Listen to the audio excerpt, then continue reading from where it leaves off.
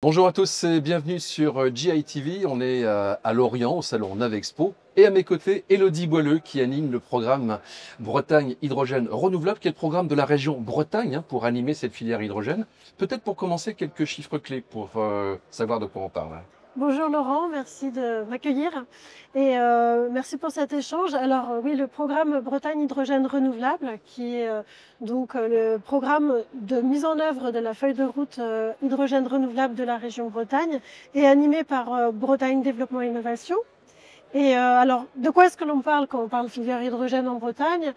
Déjà, on parle d'acteurs qui œuvrent pour le développement des solutions hydrogène. Alors, ça peut être solutions pour décarboner les activités et aussi pour développer de nouveaux usages industriels, notamment en termes de mobilité.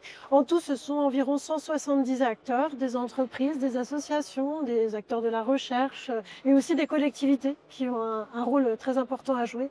Donc 170 acteurs et environ 50 projets qui sont mis en œuvre sur le territoire. Alors il y a ce qui se passe sur les bateaux et sur les écosystèmes portuaires naturellement. Qu'est-ce qu'on peut donner comme exemple de réalisation qui avance? Alors là, je vois qu'on est sur le stand de Green Navy. Donc, Ils ont des projets de catamaran, voilà. voilà, donc là déjà un premier bel exemple. On est aussi aujourd'hui situé donc, au moment du salon de Navexpo à Lorient Agglomération. Évidemment, on va penser à Cachalange Qui expose son bateau d'ailleurs, son catamaran à foil à qui hydrogène. flotte. Tout à fait. Donc, et au-delà même, là on voit les constructions des bateaux, mais il faut penser aussi à tous ceux qui travaillent en amont de la construction de ces bateaux, les intégrateurs et les motoristes, etc. Donc en fait, Lorient, justement, est un petit peu la vitrine de tout ce savoir-faire breton en matière de construction et réparation navale, et aussi parce que c'est l'avenir de décarbonation maritime.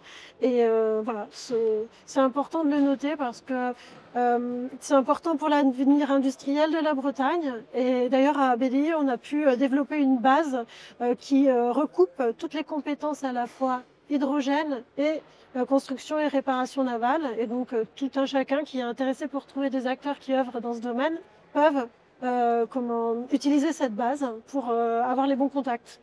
Alors je le disais, il y a la technologie sur les bateaux, mais il y a aussi l'équipement des ports et on voit que l'avitaillement en hydrogène, c'est justement l'une des questions clés. Tout à fait. Et sur ce sujet également, on travaille avec la région Bretagne, qui, pour rappel, est propriétaire De ces ports, voilà, une grande partie en tout cas, une bonne vingtaine. Et donc c'est un sujet qui va falloir investiguer et sur lequel aujourd'hui la région investit. Donc notamment avec des réflexions autour de stations d'avitaillement. Il y a de nombreuses problématiques qui se posent et qui vont amener à innover parce qu'il y a des normes doivent être développées pour pouvoir avitailler correctement différentes typologies de bateaux. Donc au niveau des stations qui sont d'ores et déjà en cours de réflexion, vous savez certainement qu'il y a celle de Vannes. Parce que ensuite il y a le projet donc de la navette de l'île d'Ar, donc navette à passagers, 180 personnes.